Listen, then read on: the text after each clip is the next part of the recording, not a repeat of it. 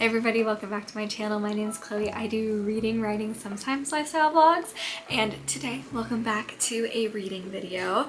I will admit, I saw with Cindy do this on her YouTube channel. I have not watched it yet because I have just like a mountain of watch later videos, and this is just one of the ones on there. But I thought, that seems like a really good idea. And I wanted to do more of like a sit down and chat kind of video for my next one. So today we are going to be doing ranking book boyfriends. Mom and Dad, I know you guys are like very great. You're such good supporters of my channel. Please do not watch this one. Please. My parents like to do this thing where they'll send me pictures of the video or they will text me their thoughts. Last time in one of my videos where I can't even remember what video it was, I was wearing a turtleneck. My dad told me I looked like the mom from Coraline that had the neck brace.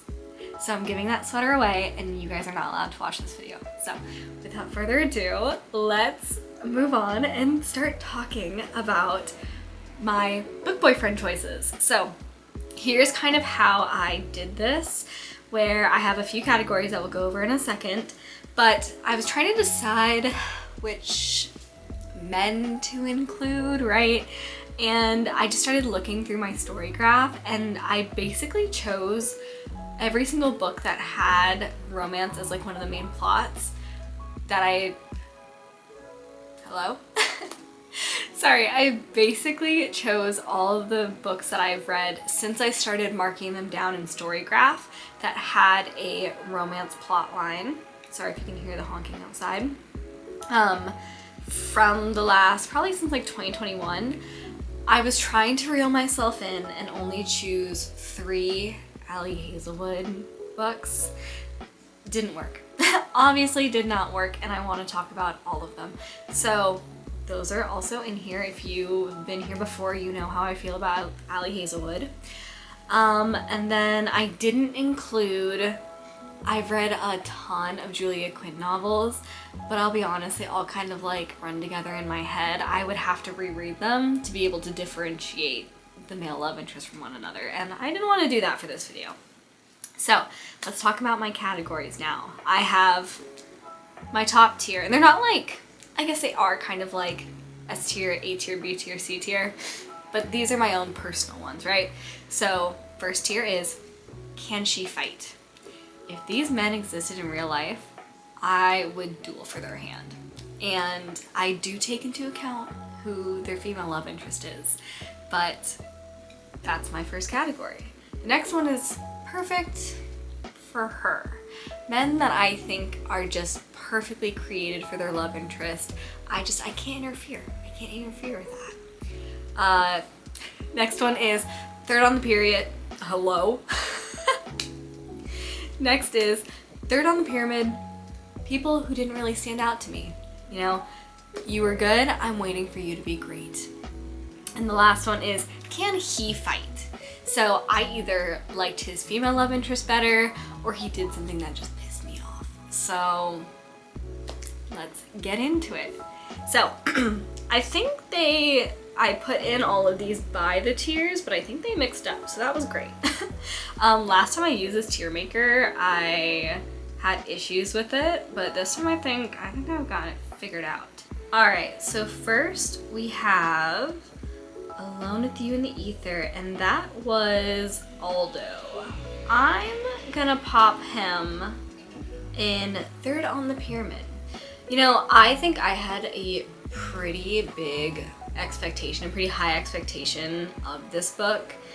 I let TikTok get to me. I let TikTok tell me it was the greatest love story in the world. Maybe if I hadn't been so influenced by it, I wouldn't have been so disappointed. But I just felt like he didn't really stand out to me. The love story wasn't that crazy. Aldo himself didn't make an impact. You know, third on the pyramid. I wanted you to be great and you weren't great, man. But I know a lot of people will disagree with me with that. But that's my opinion on him. Ooh. I don't know if I want to like save the Ali Hazelwood boys for the end. Maybe I don't because I actually know where they all go. it's not gonna be a surprise to anybody where these people are.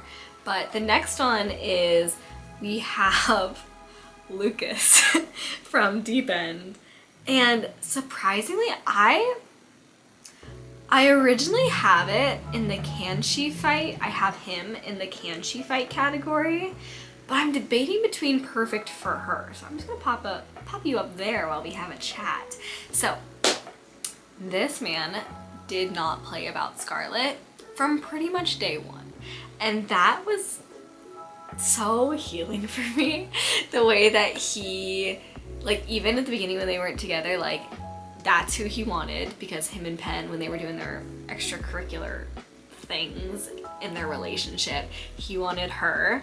He didn't play when, you know, other people were talking about her, especially when Penn tried to like switch up on him. The more that I think about Penn in the whole situation, the more pissed off I am that Scarlet forgave her so easily. But when she tried to backtrack and be like, oh my god, you stole my boyfriend, Lucas was like, no girl, no she didn't, because you're the one who did this to yourself, you're the one. And I was like, oh, don't play about her, defend her, oh my god. I would love that. That's like ideal for me.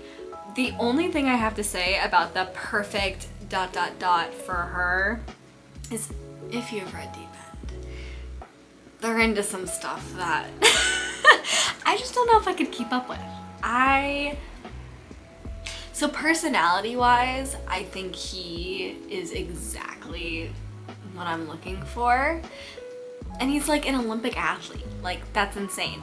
But I think I might move it down to Perfect for Her. I just can't keep up with that. And that's why him and Penn broke up. It's because she couldn't keep up with that. That was one of the reasons. And you know what? I do think now Scarlet he's perfect for Scarlet. Though she can't fight. I don't think Scarlet would be able to fight. So I think I could take her for his hand. But moving on to the next one. Next on our ranking, I have Damien from Thrown in the Dark. This book, not enough people know about this trilogy. This is like my agenda. Whenever I meet anybody who likes romance, who likes fantasy, even if they only like it a little bit or they haven't really dipped their toes into it, I'm like, read it. Read this series. It was recommended on Carrie Cake's channel, or Carrie Can Read is her reading channel. She's one of my favorite booktubers, and I feel like me and her have a very similar taste in books, so I get a lot of my recommendations from her, and I was not disappointed with this at all. It is so funny. He's like, he wants to be, it's kind of makes fun of like the shadow daddy trope that has taken the fantasy world by storm recently. Speaking of that, I'm currently reading The Cruel Prince. I'm 40% of the way in, and I'm just like, I'm baiting. I don't know if I'm gonna finish it, but that just reminded me of it, where he's kind of this guy who like thinks he's super dark and like he's like dangerous and scary, and Amma's like, hey, and she like, it's just a really good series. I've talked about it before on my 2024 wrap up, I believe, if you guys want to go watch that and see more of my thoughts about it. But where do I put him? Because he did impress me. See, the thing is, I liked Amma. I don't want to fight him for her because I could not win. He did impress me, so I can't put him on third on the pyramid, but I don't really want him myself. I'll be for real with you. I think I'm gonna put him in Perfect for Her. Him and Amma were like the perfect pairing together. Next, Ali Hazelwood on the agenda for today is Bride. And I think this is going to surprise some people. When I did my ranking of Ali Hazelwood books, this was kind of near the bottom for me. And it wasn't because it was bad. I think it was just because it wasn't as memorable as a lot of her other books for me. And with being not super memorable, I don't think Low really stuck out to me that much. I'm now remembering something he did. Like, just like me saying that reminded me of something that happens near the end of the book that really made me mad. And it makes me want to put him in the can he fight category because that made me so angry. I don't know, you know what? I think I'm gonna put him in the can he fight category. Even though like I don't hate him as a character, I might move him later when I see the other people that are now gonna be also in this kind of category with him. But yeah, he really made me mad. If you've read Bride, it's specifically when they like sleep together for the first time and he like turns on her and it's like to protect her or something. I haven't read this book in a really long time. Maybe if I reread it after reading Mate, I would have a little bit of a better opinion. It's not that I have a bad opinion. I love all of Ali Hazelwood's books, but he's either third on the pyramid because he wasn't super memorable compared to the other guys, or I want to fight him because of what he did. And I get it, he like redeemed himself. That comes up with another guy later, but that's what I say to that. All right, I'm gonna skip Love on the Brain for now, just because I don't want to do 2 Ali Hazewoods in a row. And instead, we're gonna do These Violent Delights, Roma from These Violent Delights.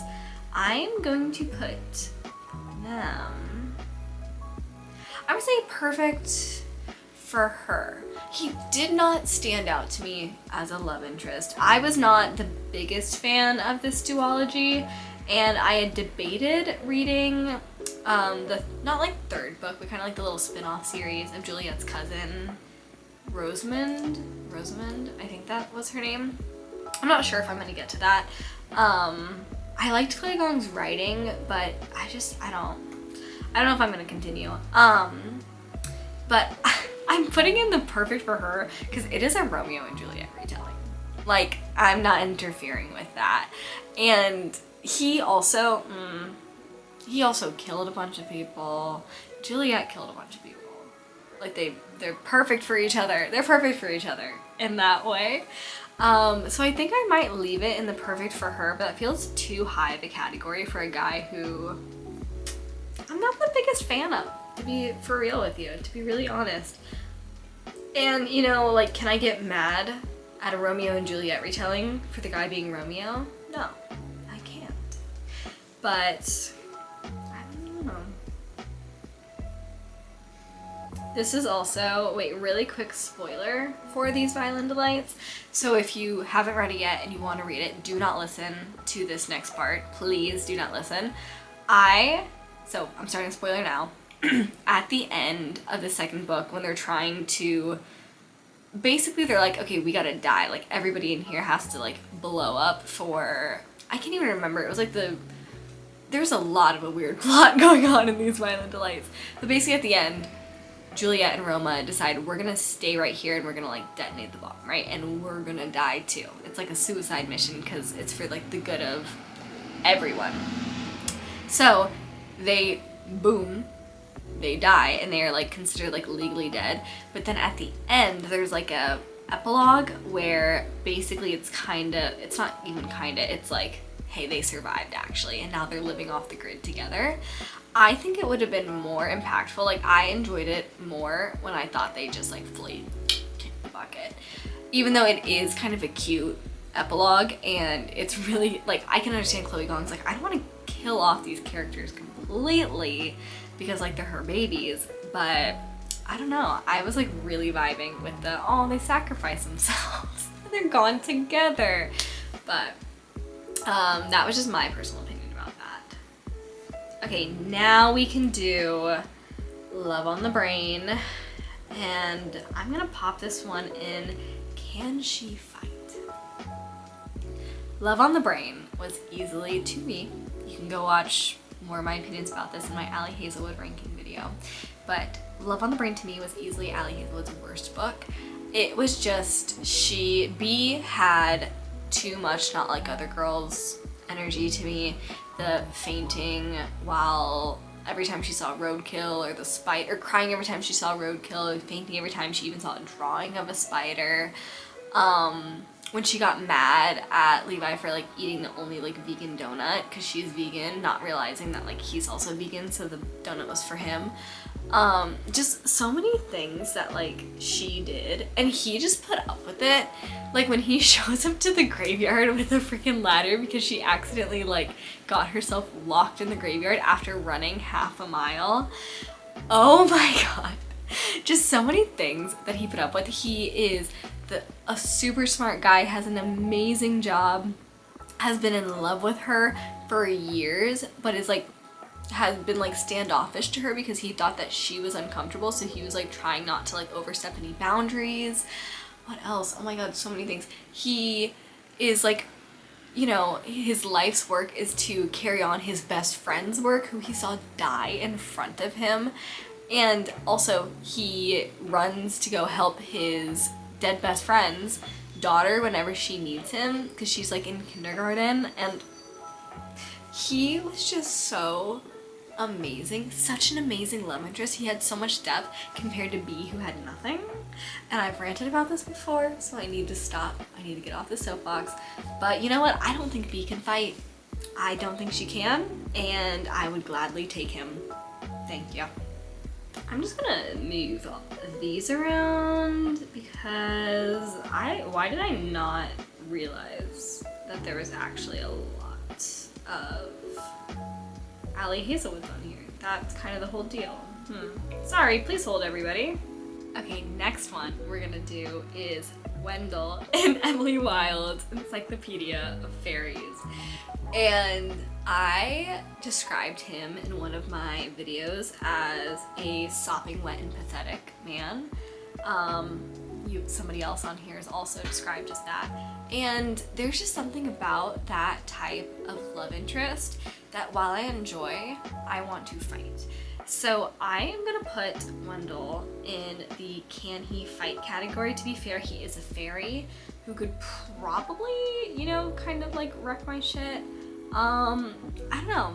I just want to fight him. And it's not even like for the fact that I want Emily's hand, because honestly, they might be kind of more perfect for each other, or he could go probably on the third on the pyramid, waiting for you to be great, because he didn't really make an impact to me that much.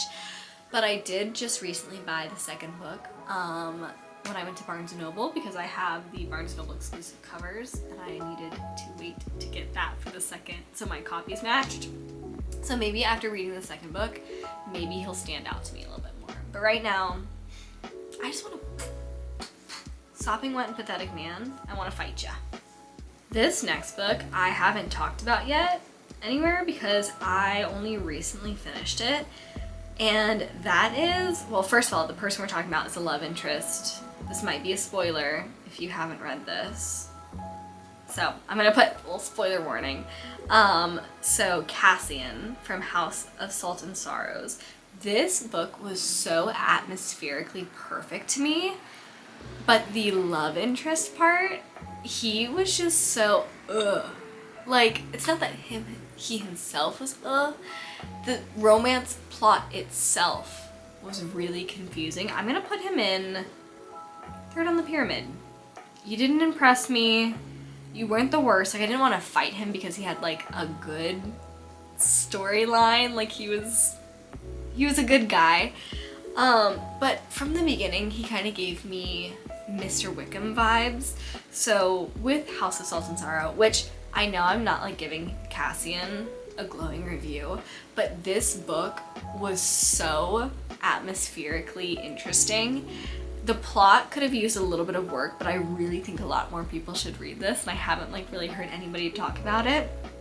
But he kind of gives off like a Mr. Wickham vibe, where when I first met him, obviously I was also, the premise of the story makes you kind of suspicious of everyone, so I was suspicious of him from the beginning, but I was just kind of waiting for the shoe to drop the whole time.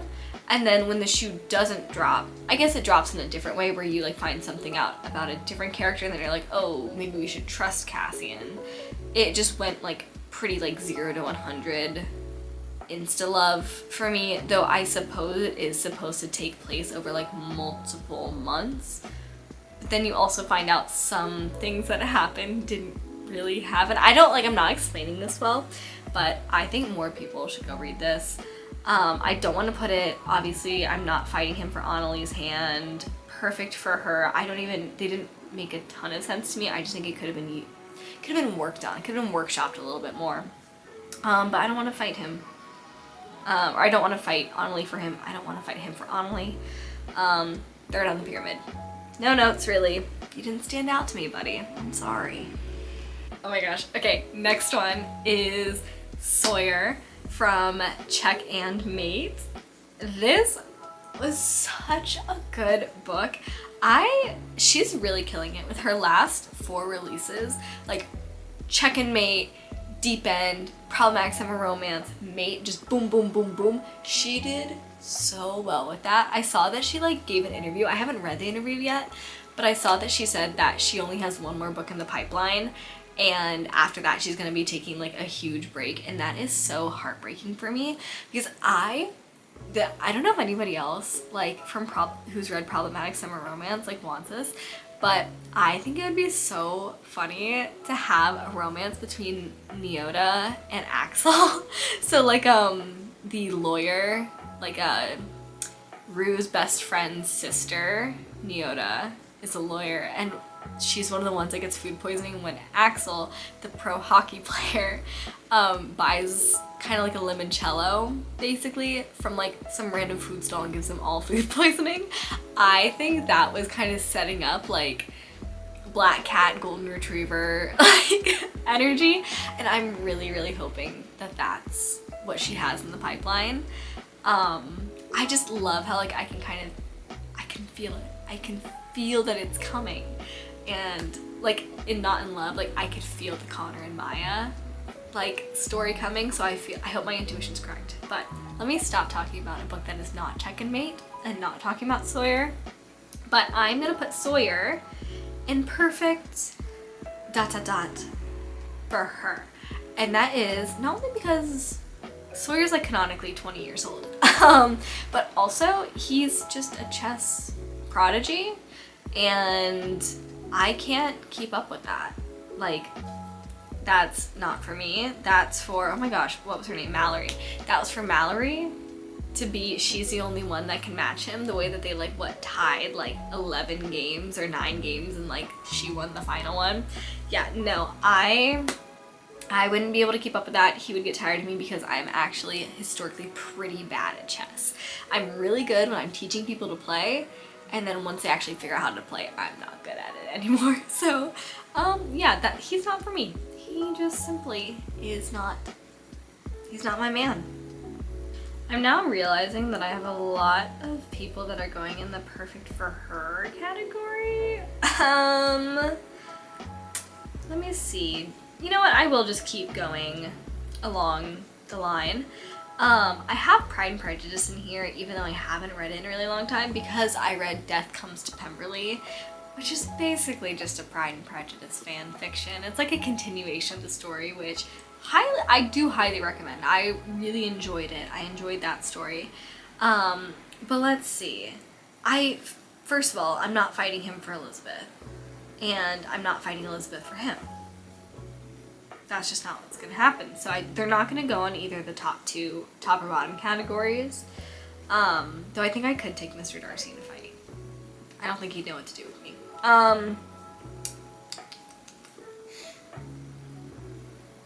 I can't in good conscience put him on third on the pyramid because he's so like, he's not the perfect man. I'm not one of those people that says he's the perfect man, but if a Mr. Darcy presented himself to me who, you know, was an asshole at first, and then after I call him on it, he does a lot of internal reflection, realizes that, hey, maybe I am in the wrong, and then actively takes the steps to fix it, that's sexy. That is attractive. But I don't know, like, I can't be with somebody that all my friends think is an asshole. So I don't think I'd fight Elizabeth for him. So I think I am just gonna have a lot of people in the perfect for her. Though I don't have any sisters, I just have a brother, so maybe we would be better because that's half the conflict. And my mother is a lovely woman, so that would just completely get rid of a lot of the conflict that we would have, which then he wouldn't become a better person. So you know what, he is perfect for her. But you know who's perfect for me? That is gonna be Jack from Love, theoretically. Can she fight? No, Elsie can't fight. I think I could definitely take that girl. She is... Listen, this man owns, in my head, it's like canon that he owns like a 2-story brownstone. In my mind, that's in Beacon Hill. This man is an MIT professor. I am fighting for this man. I don't know how to play Go. I'll learn how to play Go. This isn't like chess where you actually like have to have a lot of strategy. I don't think. I've never played Go. People might hate me for that. But I can learn. I can learn how to do that.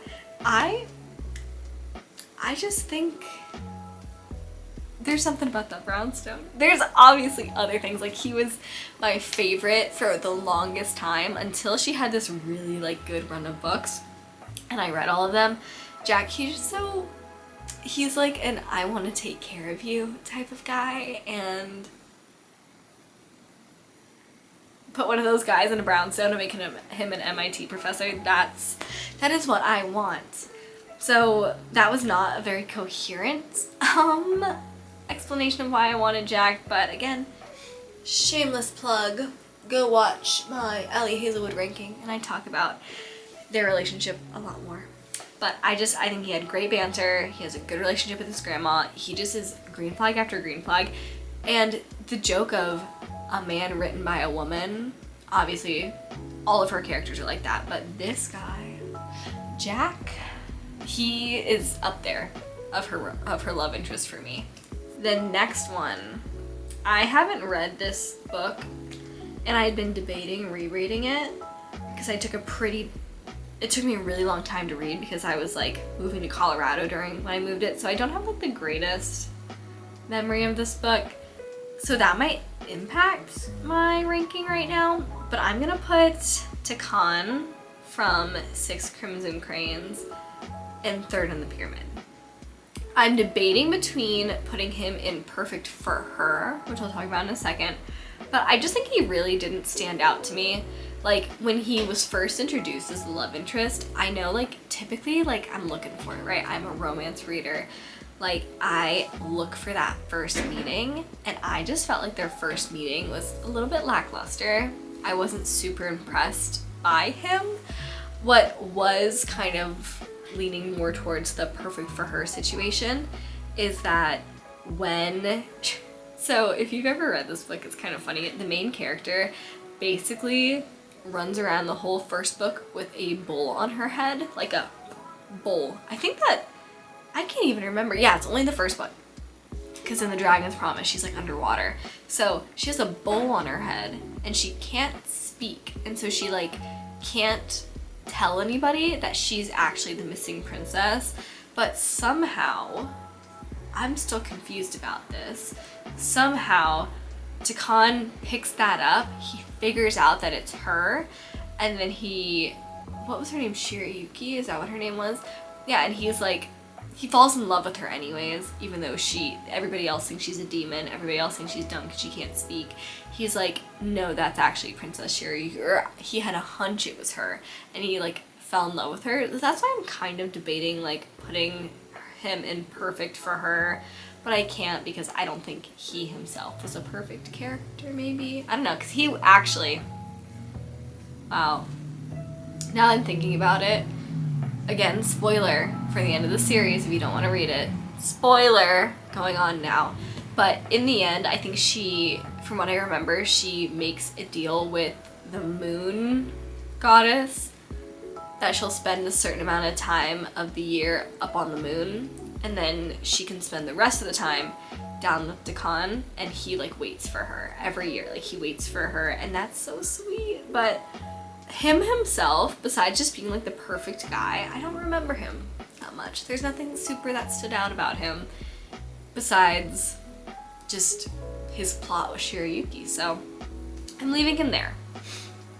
I hate to say it because this is such like a beloved like story, but I think I'm gonna put Howl's Moving Castle in Can He Fight? And when I said earlier that Wendell from Emily Wilde's Encyclopedia of Fairies is sopping wet and pathetic, Howl and him could duke it out. for the title of the most sopping wet and pathetic. And there's just something that I want to like fight. I want to fight Howl. And I think also book boyfriend is kind of like odd to use because I've never actually seen the movie, but I know people love him and Sophie's relationship a lot from that. I felt like the book was more plot heavy than romance heavy, because the romance in Howl's Moving Castle doesn't happen till like the end, where then like, because the entire time Sophie's basically like, oh, he sucks, he's like eating girls' hearts, he's, you know, like just being a bad guy, I gotta protect my sister from him. Versus at the end, he's like, Sophie, you were the one holding yourself back the whole time. And the movie is definitely different. So before anybody gets mad that I'm putting Howl in Can He Fight and I want to bop bop that guy, just remember that's why. Now we are on to one of my favorite Ali Hazelwood books, and that is Problematic Summer Romance, and that is Hark from Problematic Summer Romance. And you know what? I'm just gonna bop him right up here. I love this book so much. This is another one of those, I think Hark is just like a more brooding, kind of angry version of Jack, where he wants to take care of Maya, he wants to take care of his girl. His entire fantasy is just that he wants her to exist in his home, and he wants to have like a long loving life with her, and he wants to have kids with her. Oh my god, the domesticity of it is kind of funny that I'm like over it, but what can I say, I'm a simple girl, and it was just kind of really attractive that the only thing really getting in his way was his desire to not be a creep, which is pretty, I'm into that. The problem with me putting him in this ranking is that, you know, Maya can absolutely fight. Maya would probably rock my shit for him, and it's a risk I'm willing to take. So that's where Connor's going to go. Also, I'm sorry if you can start to hear my radiator. It is broken and it makes weird noises, and it just stopped now that I've said that. So if you hear it later, I'm so sorry. So the next book we're going to talk about is a new entry into my brain system, because I just finished this last week, and I finished it in a day because it was an easy read. It was, I don't know if I can recommend it. I probably would. I actually have recommended it. There's this one of my patients, she likes kind of Bridgerton, Outlander, like kind of trashy stuff like that. Like, I love a trashy romance, a little like bodice ripper, right? And that's exactly what this is. And you know, I liked the relationship. They had such good banter. That is what I will say. Like, trying to keep up with their banter was so, oh my god. And the spicy scenes were really quick, which I appreciated, where it's like, I don't need to read like 20 pages of like a steamy scene, or even like just, I need like boom boom boom, let's wrap it up. You know what I mean? Sometimes it just gets too much. But there's one specific scene that I'm gonna pop this right into Can He Fight. If you've read this book, I need to hear your opinions, because all I'm gonna say is the handkerchief scene, like the napkin. I ascended. Oh, I was so mad for her. So something happens. I really don't want to give it away. I want people to read this and tell me like what they think about that specific scene. I wanted there to be a reveal that, like, oh my god, I don't want to like ruin it, but I want to say, like, I wanted a reveal so badly that he actually kept it, that he kept the handkerchief, and that's all I'm gonna say about it. And I think that would have redeemed the scene slightly for me. But there was just the entire, so something happens, I think it's like probably about like 30 to 40% through the book perhaps, where it just made me so mad that I kept remembering it. And basically it's them like kind of fighting the whole time and then trying to like trust each other again. And after that, that would have not been redeemable for me. I would have been gone. I would have been like, divorce, goodbye. So I would like somebody else to read that, or somebody else that has read that, to sound off in the comments and let me know, or DM me or something, because that was crazy. I need other people to read that and tell me. But otherwise, like, it was a pretty good book. I'm like raging again about what happens. I can't even think about that. For a second, when I read this next one, I was like, oh, we're coming to the end of the Ali Hazelwood books. No, we got 2 more. We got 3 more. But let's just talk about this one, and that is Not in Love by Ali Hazelwood. And I feel like when I was doing my ranking of it, I kind of remembered the things that Eli did for Rue. Is his name Eli? Oh my god. I don't know why. For a second I forgot his name, but yes, Eli. So I feel like when I was doing my ranking, I remembered all these like cute things he did, that he was like a really good guy. And I remember when I was reading this book, because I did it for one of my 24-hour reading challenges and I was like taking notes to talk about it, I had said that he was one of my favorite like male love interests of hers. And I think that's just the Ali Hazelwood effect. Like I said, men written by a woman. All of her men are just so good to me, and I feel like they don't really have any like too many crazy flaws. Like with Hark, his only thing is that he was one holding himself back. But with Eli, like I don't know, I don't want to put him on 3rd on the pyramid, because I know like in the past I've loved him, but in the moment now I feel like he's not really standing out to me. You know what, I think I am gonna put him there, because I also, I had been thinking about this, I was like, ooh, maybe I should make a video on book couples that I don't think would have lasted in real life. And originally I would have said that Rue and Eli, I wouldn't think that they would be able to actually like make it. And if they hadn't gotten married in the 2nd book in Problematic Summer Romance, I wouldn't have thought they would ever have gotten married. I thought they would have broken up. But like, I think reading Problematic Summer Romance made me appreciate them and their relationship a lot more. So they're in between perfect for her and 3rd on the pyramid, but I'm sorry, Eli, I gotta keep you there, buddy. And actually, I didn't realize that we have a 3rd sopping wet and pathetic man on this list. And that is Arthur from Starling House. But you know what? He's gonna go on 3rd on the pyramid. And that's just because like Starling House, honestly, it is one of my favorite books that I've read this year. It, like, as soon as I finished reading it, I went and I bought a copy of it off of Thrift Books because I wanted to physically have the copy to lend to people. And there's like this one specific scene that really like elevated, like, I don't think I expected really a romance to come from that story, to be honest with you.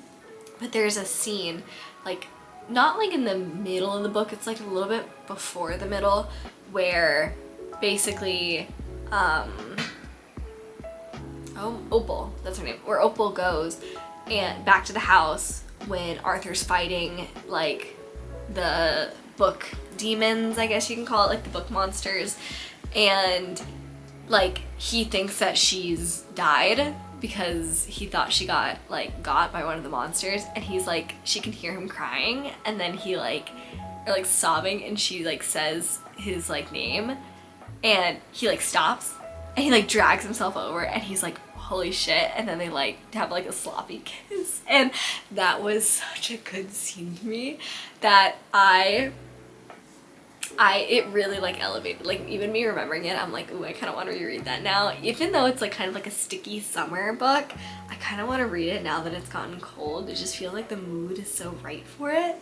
But him himself as like a love interest, it just like, it added a sprinkle to what I liked about the book. So I'm gonna keep him on 3rd on the pyramid because he himself was not my favorite.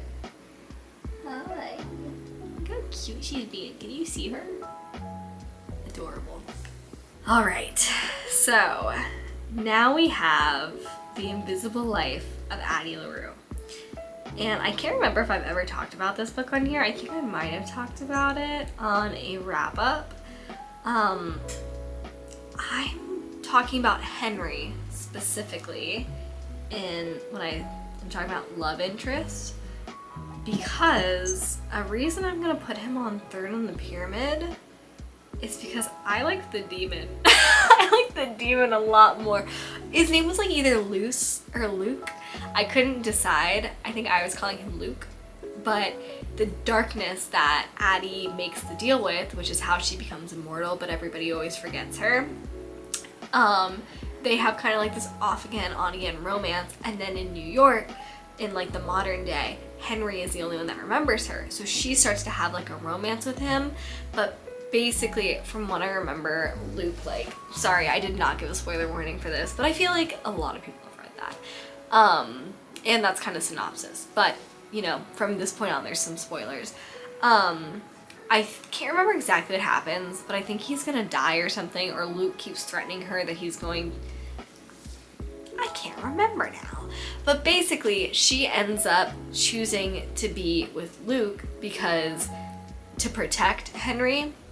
So even though he's the only person, Henry's the only person that's ever like remembered her and like loved her, like she is choosing to not be with him to protect him.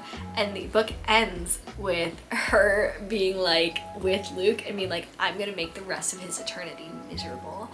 And I think that dynamic, I like it a lot more, that they're choosing to make each other miserable for the rest of eternity than whatever's going on with Henry and Addie. And that might be unpopular.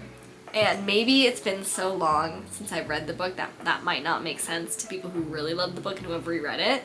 But I think at some point I do need to give it a reread. But that is just what I remember. I was like, I'm not really rooting for Henry. I'm rooting for the demon. And I guess that's just like the sick little piece of my brain. I don't know.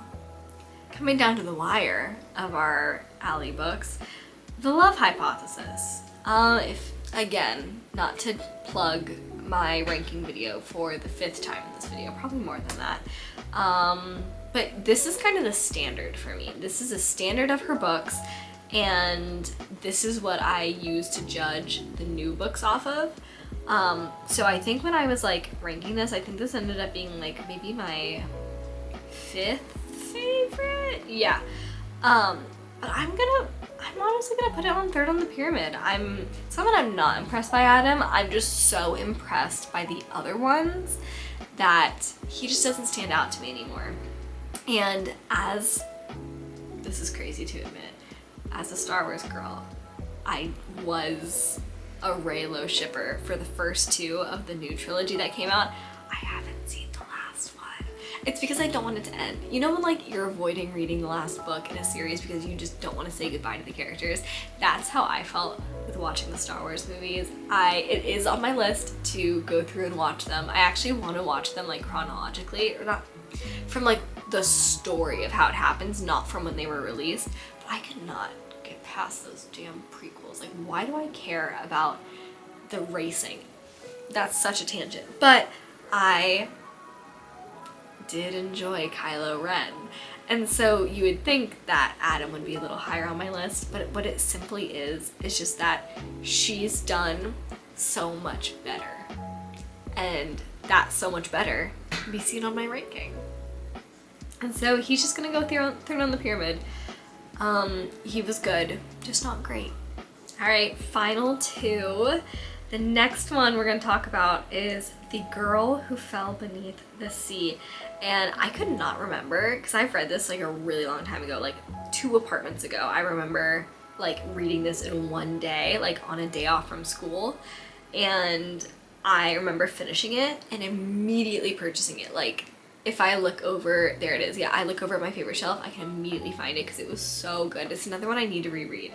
That's a problem with like all these books that I love so much that I want to read them again. It's just, there's so many books that I need to read. I can't stop to reread them. But this one, I had to look up what the like love interest name was because it's been such a long time since I'd seen it or since I'd read it.